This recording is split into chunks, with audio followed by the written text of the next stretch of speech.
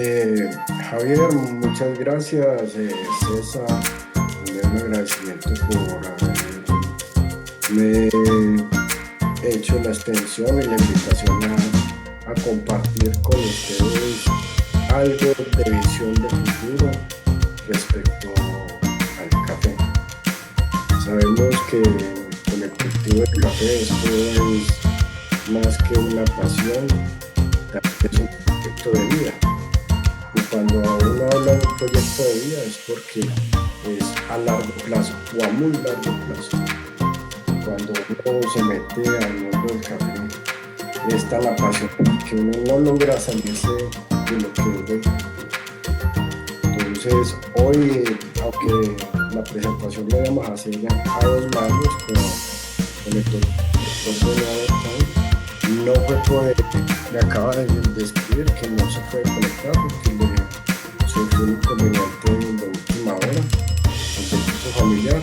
Sin embargo, creo que tengo algunos elementos de visión compartida de él. Lo primero, pues hablarles un poco de quién es Benoit Bertrand. Benoit Bertrand es un fitomejorador genetista de más de 30 años de experiencia en café arábica. Tiene muchísimas publicaciones, en este momento 98, en diferentes aspectos del cultivo del café arábico, entre esas producción, adaptación, calidad, desarrollo de nuevas variedades, evaluación de recursos genéticos, evaluaciones en campo. Pero bueno, desde la década de los 90 del siglo pasado, digamos que es el padre moderno de los híbridos de café arábica. Y Benoit, junto con Hervé Etienne, también del grupo del CIRAD, ellos empezaron a trabajar muy fuertemente en esquemas de multiplicación masiva de plantas, porque los híbridos tienen una desventaja que cuando para poder multiplicar hay que hacerlo clonalmente. Entonces ellos empezaron a desarrollar, a implementar metodologías de multiplicación masiva a nivel del laboratorio. Ya la tecnología ha evolucionado un poco más y ya lo están haciendo por semilla. Y digamos que él es el padre, el visionario de la estrategia de híbridos centroamericanos y de la actual estrategia de desarrollo de híbridos que hace el World Coffee Research. Entonces yo soy, digamos, un discípulo de Benoit. Muy bien. Como él no lo pudo hacer la presentación, tenemos aquí íbamos a tocar varios aspectos, entre esos un poco de la historia de las variedades que hay de café en el mundo, un tema relacionado a la estrechez genética o a la reducción de la base genética de los materiales que son cultivados actualmente. Pero también no solo es el tema del cuello de botella, sino una forma de poder abrir ese cuello de botella, poderlo quitar. Entonces, como primera medida, aunque puede sonar un poco técnico, el café arábico se denomina una especie alopoliploide. ¿Esto qué significa? Que es una especie que tiene la fusión de dos genomas que son funcionales. ¿Y cuáles son esos dos genomas? Pues los abuelos maternos, digamos los genomas que se fusionaron para dar arábica, fue Coffea eugenioides y Coffea canephora. Entonces por eso que dicen que es la única especie del género Coffea que tiene 44 cromosomas. Entonces, en la medida que evolutivamente, digamos que fue una fusión de esos genomas relativamente reciente, hace más o menos entre 20.000 y 30.000 años que ocurrió ese proceso de especiación. Y ese mecanismo de de fusión de genomas es lo que hace que digamos, los bosques o las especies que están en este momento, en cerca de un 70% son alopoliploides, y eso es lo que les da un mayor de adaptación. Por eso hoy nosotros en Arábica encontramos plantas que están casi creciendo y en algunos casos llegan creciendo a 2.300 metros sobre el nivel del mar, dependiendo de la ubicación latitudinal. Y eso se lo da esos dos genomas, digamos subgenomas, que son funcionales para la especie. Entonces se puede decir que arábica, la especie arábica, es un híbrido, es una especie híbrida entre dos genomas funcionales. ¿De dónde surge la especie arábica? Básicamente de la zona que anteriormente, o la que actualmente se conoce como Etiopía y Eritrea. Ahí en esa zona es donde está la mayor diversidad genética de arábica actualmente. Pero también al otro lado, en la zona de África, en la zona de Costa de Marfil, Camerún y todo lo que es la selva del Congo, es donde está la otra zona de donde se desarrolla la especie Coffea arábica. Actualmente hay un punto de mayor diversidad de la especie Coffea que está ubicado en la zona de la isla de Madagascar.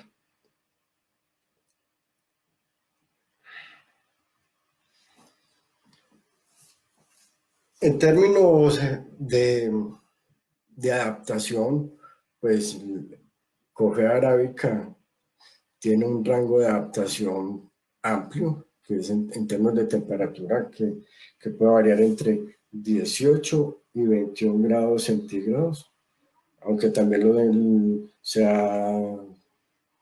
tiene evidencia de que crece más o menos hasta mínimo 13 grados centígrados, y en zonas también donde hay temperaturas promedio de alrededor 27 grados centígrados.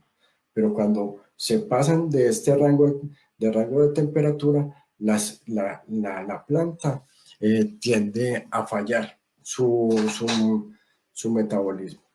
También es una planta que es exigente en agua para todos sus procesos. Entonces, se adapta muy bien en zonas donde la disponibilidad de agua está en 1.600 y 2.000 metros, y 2.000 milímetros de lluvia al año, bien distribuido. Se adapta muy bien a diferentes tipos de suelo, desde oxisoles hasta emptisoles. Se metió Benoit. ¿Aló?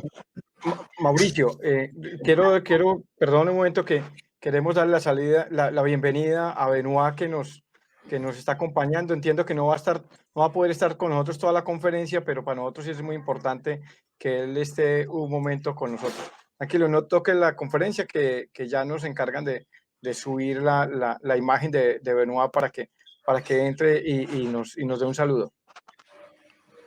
No necesitas bajarla. Sí, es que yo acabo de verlo aquí y se me desapareció Benoit, volvió y se salió. Ok, vamos a estar pendientes un segundo para que Andrea, por favor, si Benoit está ahí, lo podemos subir. Sí, dame un segundo.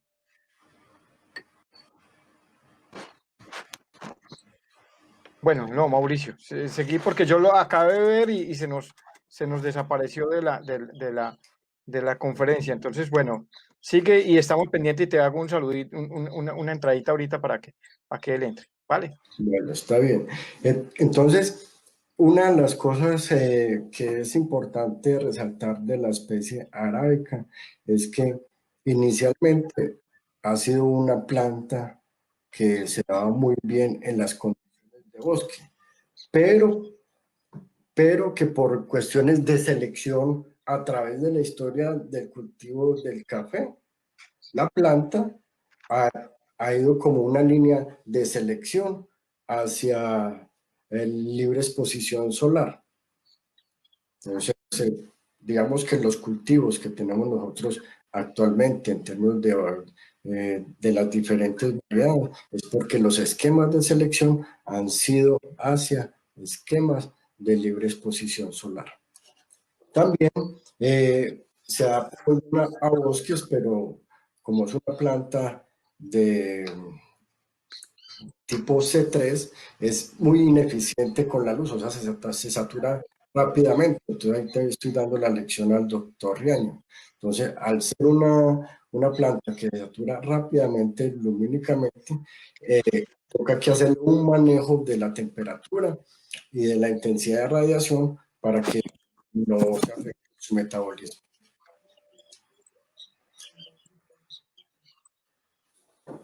Entonces, si lo miramos en términos de cómo ha movido el café alrededor del mundo, con ya César en anteriores presentaciones, en anteriores conferencias ha mostrado cómo ha sido la evolución de cómo se ha movido el café. Básicamente hay dos linajes importantes, que son los linajes procedentes de Típica y los linajes procedentes de Borbón. Es de resaltar que dependiendo de los linajes de Típica o de Borbón, han habido eventos de mutación. Y esos eventos de mutación han sido, digamos, eventos de mutación económicamente importantes. Uno de esos eventos de mutación es la variedad Caturra, que se obtuvo en su momento en Brasil, o un evento de mutación como la variedad Villa Sarchín, que fue obtenida en Centroamérica. Entonces, si nosotros decimos hoy, vamos a generalizarlo, hoy la base genética de la mayoría de las variedades que son cultivadas actualmente, digamos que tienen un parental común, que puede ser o Típica o Borbón, y dentro de Borbón las diferentes mutaciones. Entonces, eso ha hecho que esa diversidad genética que estaba en el siglo XVIII en la zona de Etiopía, cada vez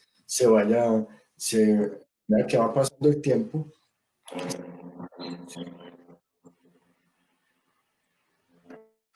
Entonces, en esta diapositiva, de forma gráfica, es mostrarle, eh, pues la fuente es el origen de variedades de arábica del Country Culture Coffee, y ellos muestran básicamente cuatro grupos. Hay un grupo que es el grupo de los Borbones, y con las diferentes selecciones o mutaciones. Hay otro grupo que es de los Típicas, y hay un grupo muy importante que son de los materiales de origen etíope. Y dentro y adicional, lo que digamos que son los de variedades modernas, llámese los derivados de Caturra por híbrido de Timor, o Villasarchí por híbrido de Timor. Aquí faltaría incluir, digamos, las, los nombres nuevos de las variedades que siembran en. A grandes rasgos, digamos que esa es la estructura de variabilidad genética que hay en arábica en este momento. Entonces, ya un poco, ya digamos que los dos ítems que iban. Mauricio, perdóname una pregunta de intermedio. Entonces, ¿consideras que es más grande la diversidad genética o el desarrollo comercial de las variedades a partir del Borbón en los arábigos que los típicas? Sí, claro. Porque te veo en la gráfica que es mucho más centro de la red el Borbón que la variedad típica. Sí, sí, César. Las variedades modernas tienen un parental común, en su desarrollo, que es Borbón, bien sea Borbón con material puro o Borbón con sus diferentes mutaciones que han aparecido en diferentes partes del mundo. siendo los dos grandes parentales de los arábigas, los borbones y los típicas, ¿no? Y Efectivamente, claro, y ese primer recorrido que estabas mencionando histórico se hizo con el típica, que ese fue el que primero se llevó a Yemen y recorrió la India y llegó a Indonesia, hizo todo la variedad viajera fue realmente la típica, pero realmente comercialmente, y hemos visto que incluso los que más están en cafés que se están diferenciando es más de la línea de los borbones que de los típicos, ¿no? efectivamente. Vea, hay como un punto aquí importante y es el material que en este momento, pues en diferentes fincas del país o de Centroamérica se siembra como java, es una selección de típica. Y esa selección de típica la hizo Benoit Bertrand cuando él estaba en la isla de Java, con las misiones que les hacen a los investigadores franceses del CIRAD-IRD, cuando estuvo en la época que estuvo en Java, él hizo la selección de un material de típica que actualmente se conoce como Java, y es un material de muy buen nivel de productividad y muy excelente calidad en taza. Perfecto, muchas gracias. Bueno, entonces vamos a hablar un poquito de las bases genéticas para el desarrollo de híbridos en café. Si ustedes observan en detalle la flor que está acá, contamos 1, 2, 3, 4, 5, 6 pétalos. Arábica, en términos botánicos, es una flor pentámera. O sea, es raro uno ver una flor de 6 pétalos. Y esa flor, y ese tipo de flor, cuando son exámenes, es frecuente verlos en materiales de procedencia etíope. En este caso, esta foto es tomada de un material geisha sembrado aquí en Colombia. Yo antes de meterme un poquito más al tema de desarrollo de híbridos, yo creería que como apasionados del mundo del café de arábicas, debemos pensar muy bien cuáles son, hacia dónde queremos ir. Si queremos usar materiales que nos mantengan o incrementen el nivel de productividad con un nivel de calidad en taza, en términos de perfil de taza normal, aceptable, o si queremos ir hacia materiales con calidades excepcionales, así su nivel de productividad sea bajo, o buscar o tener una línea de trabajo hacia materiales que sean adaptados a condiciones de variabilidad climática o materiales que tengan un nivel de recuperación y de resiliencia muy alto a esos efectos, a esos, digamos, eventos de estrés.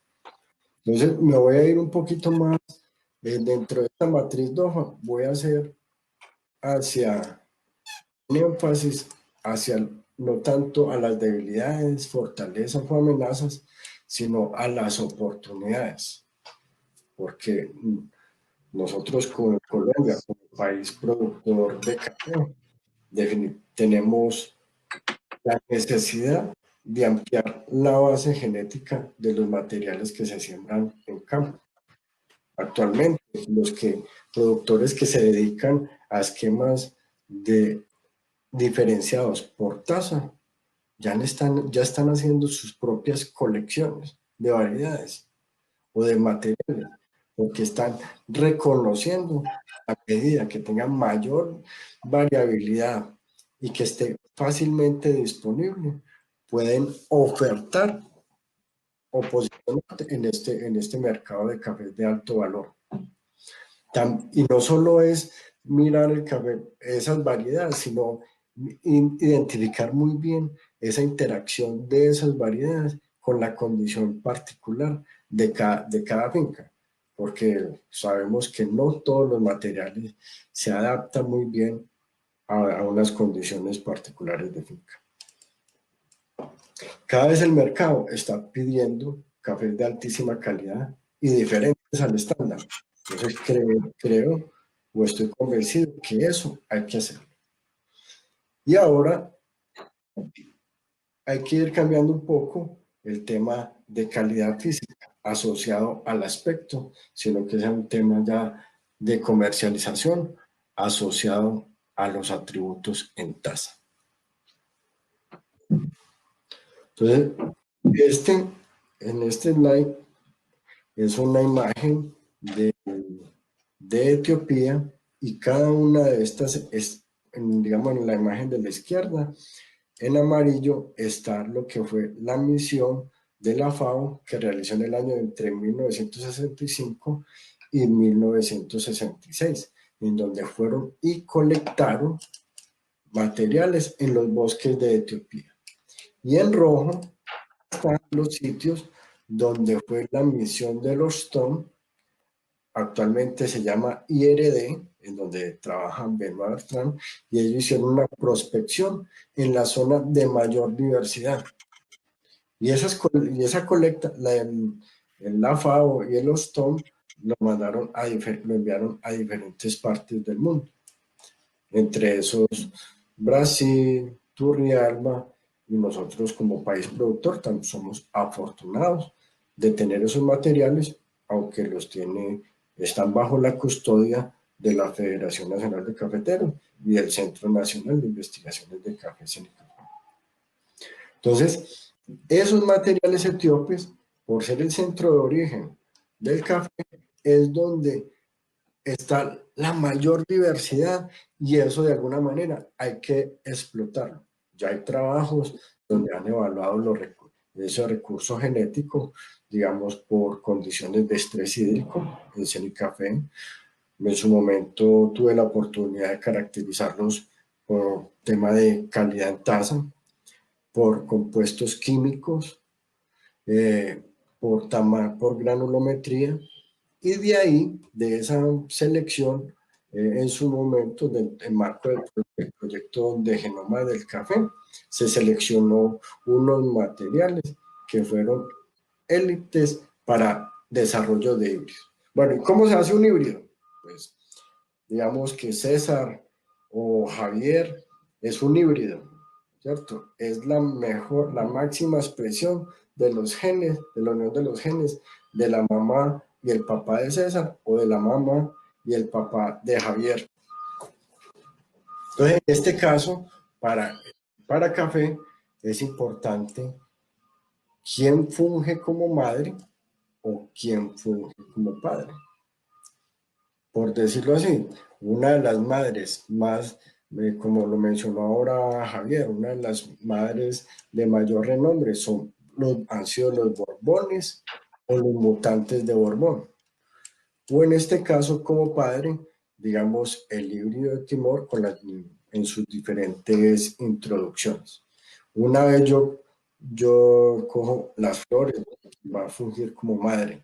La emasculo, le quito los estambres y traigo polen de ese padre que ya fue seleccionado, hago una polinización dirigida. Una vez ya he realizado esa polinización dirigida, lo que hago es proteger con unos glacines esos cruzamientos y posterior toca que irlos monitoreando paso a paso cómo es el desarrollo de esos frutos híbridos. ¿Por qué son importantes los híbridos, Javier y todos los que están en la conferencia? Digamos que los híbridos, en términos de la historia de la agricultura moderna, fueron los que permitieron la primera revolución verde. Y con el uso del híbrido se pudo obtener incremento en nivel de productividad, en términos de productividades o de resistencia a plagas y enfermedades. Y lo más importante que se obtiene cuando se desarrolla un híbrido es una cosa que se llama la heterosis. Y esa heterosis básicamente se refiere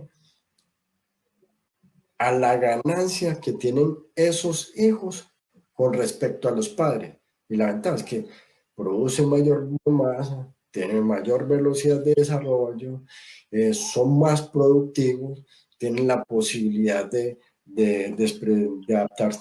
de tener alguna resistencia a temas de plagas y enfermedades, y siempre esa heterosis se mide con respecto a los padres, al papá, a la mamá o al promedio de los dos. En café, los híbridos en café se han desarrollado desde la década de los años 50 del siglo pasado, y los primeros trabajos publicados son reportados por Carvalho en Brasil, o inclusive en India en el año 78, o en el mismo Etiopía en el 85, o Benoit. También en términos de calidad. ¿Por qué? Porque esos híbridos expresan mejor calidad que los padres utilizados. Digamos, hoy es reconocido el híbrido H3, que fue un cruzamiento que se realizó en el año 1995, y hoy ya se ha ido posicionando en Centroamérica. Los híbridos tienen mejor adaptación a condiciones de cambio climático y pueden hacerse bien sea clonalmente, por microinjertación, o en este caso también híbridos por semilla, a partir de identificación de plantas macho estériles que normalmente se encuentran dentro de las colecciones de materiales etíopes. En su momento, pues en el desarrollo de la tesis de doctorado, cuando hicimos la evaluación del banco de germoplasma de café que está en Cenicafé, seleccionamos 10 introducciones etíopes, y esos materiales etíopes los cruzamos por líneas de la variedad Castillo y obtuvimos 28 poblaciones híbridas. Y de esas poblaciones híbridas lo que hicimos fue una evaluación intensiva bajo condiciones de sol y sombra. Entonces, aquí rápidamente voy a contarles las ventajas de estos híbridos en café. Lo primero, los híbridos en café son fotosintéticamente mejores que las líneas Castillo que han sido seleccionadas para condiciones de libre exposición o de los materiales de origen etíope. Independiente, y se comportan muy bien tanto en condición de sol como en condición de sombra. También, si lo miramos en términos de producción, los híbridos fueron más productivos que las mejores líneas Castillo.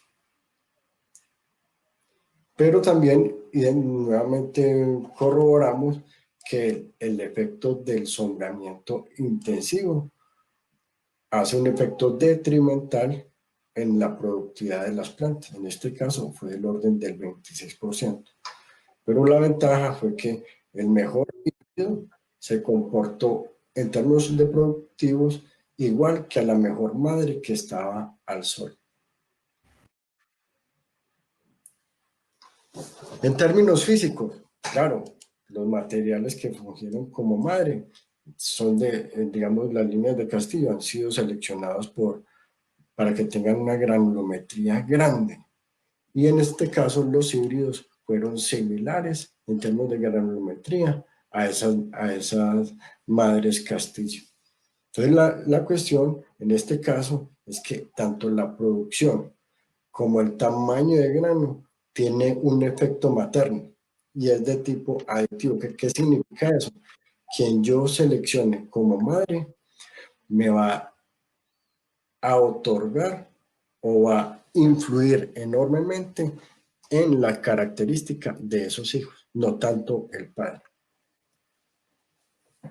En términos sensoriales, en términos de tasa, los materiales etíopes fueron mucho mejor en tasa que los híbridos y que las madres, pero encontramos unos híbridos que se comportaron muy similar a los mejores padres etíopes.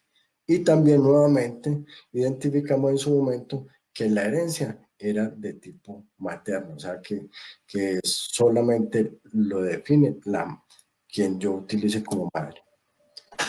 Y lo mismo para compuestos químicos que son precursores de calidad, digamos, en cafeína, en ácidos clorogénicos y en lípidos. Y lo más importante en esto es que esa síntesis de compuestos químicos que están asociados como precursores de calidad están altamente influenciados por la condición ambiental. O sea que el ambiente también me determina esa expresión de esos caracteres químicos. Y esos caracteres son altamente heredables. Pero hay una particularidad y es que los atributos asociados a perfil de tasa no es tan claro que se pueda pasar de una generación a otra. Y eso lo vimos nosotros cuando evaluamos el puntaje en sentido estrecho, cuánto se podía pasar de una generación a otra. Y como en términos generales se puede decir que la condición de sombra otorga mayor estabilidad y el sol favorece una mayor variabilidad de la expresión de calidad. ¿Cuál es la otra particularidad de los híbridos? Es que los híbridos no cambian su fenotipo respecto a la condición ambiental. Y eso se llama homeostasis. Simplemente lo que hace es cambiar la regulación genética de todos sus mecanismos, más no cambia el aspecto de la planta. Lo que sí ocurre con los materiales de origen etíope o las variedades en general. ¿Yo cómo puedo obtener un híbrido de café? Como les mostré, haciendo un cruzamiento. Cuando tengo una buena mamá y un buen papá, hago la polinización dirigida. Luego esa semilla toca que llevarla a campo y obtener o llevarlo a un laboratorio de la SUB, tomar hojas y llevarlo a un laboratorio, a unos reactores especiales y sacar embriones o posteriormente, si identifico una planta de tipo macho estéril que no produce polen, puedo hacer una polinización dirigida. En este momento ya hay esquemas productivos a nivel comercial de híbridos procedentes de semilla. Pero para la adopción de este tipo de materiales, de alguna manera, en Centroamérica ya han ido cambiando el paradigma, ya tiene mayor aceptación. Brasil ya tiene adopción en términos de híbridos. Etiopía, ¿quién iba a creer? Ya hay desarrollos y adopción de híbridos dentro de Etiopía y el mismo híbrido. Y para desarrollar un híbrido, eso no se hace de la noche en la mañana.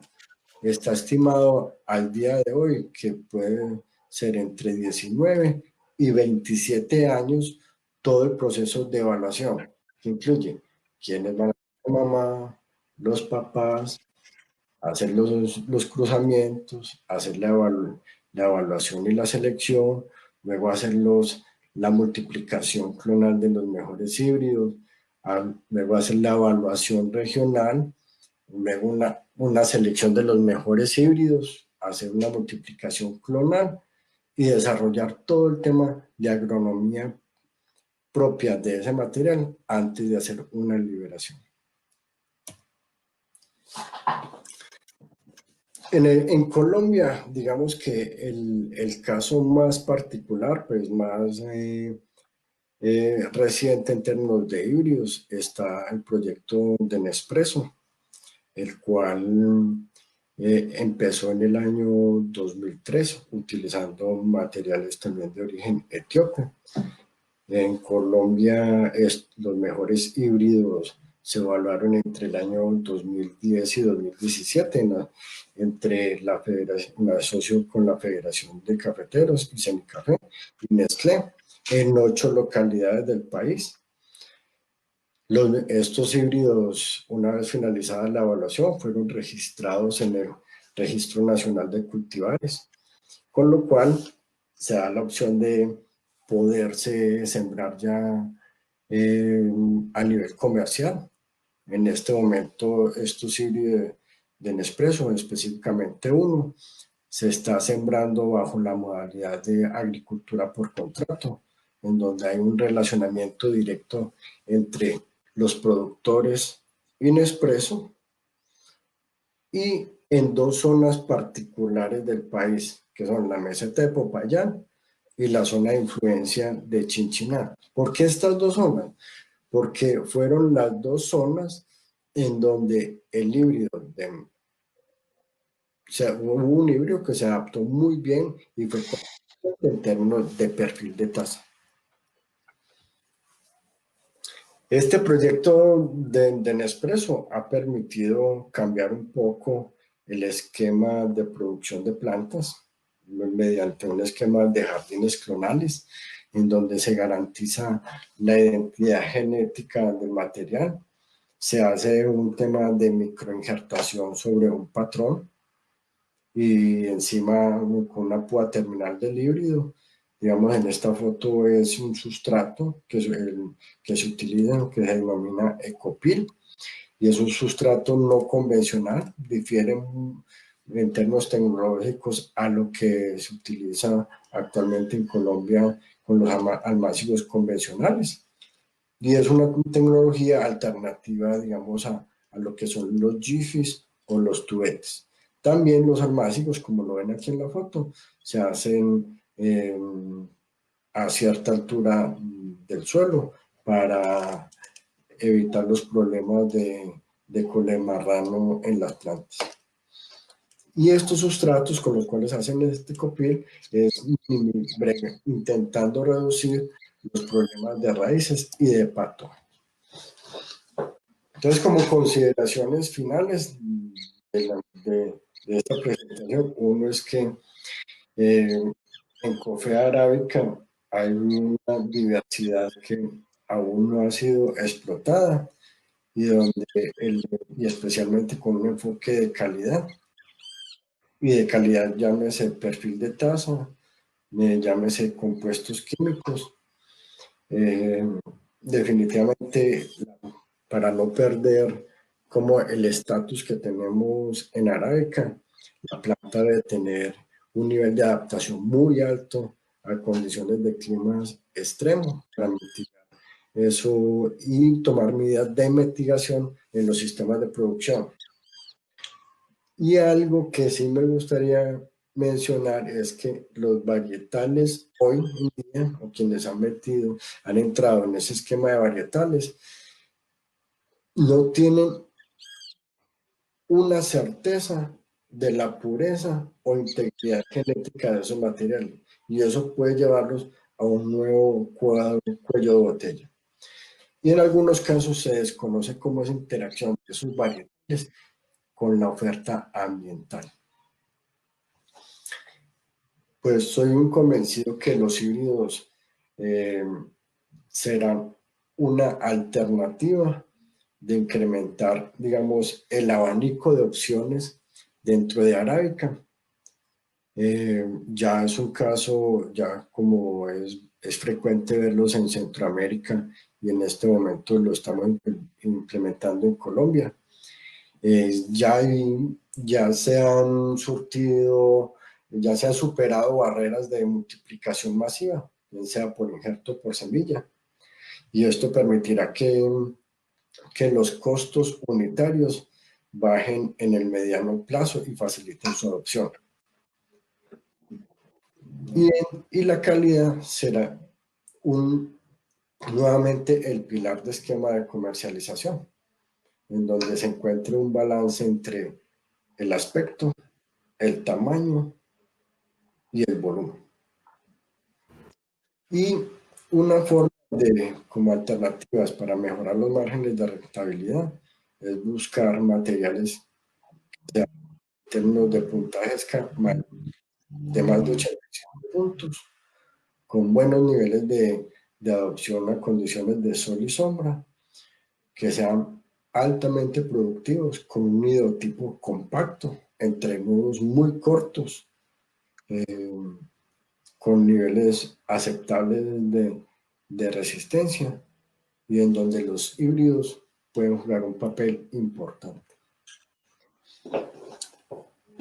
Y mi invitación final es que el café hay que aprenderlo a valorar. Ya Tecnicafé nos ha dado lineamientos en cómo valorar diferentes aspectos de la planta de café en términos de subproductos o utilizarlos en la parte nutracéutica o generación de mermeladas o obtención de antioxidantes.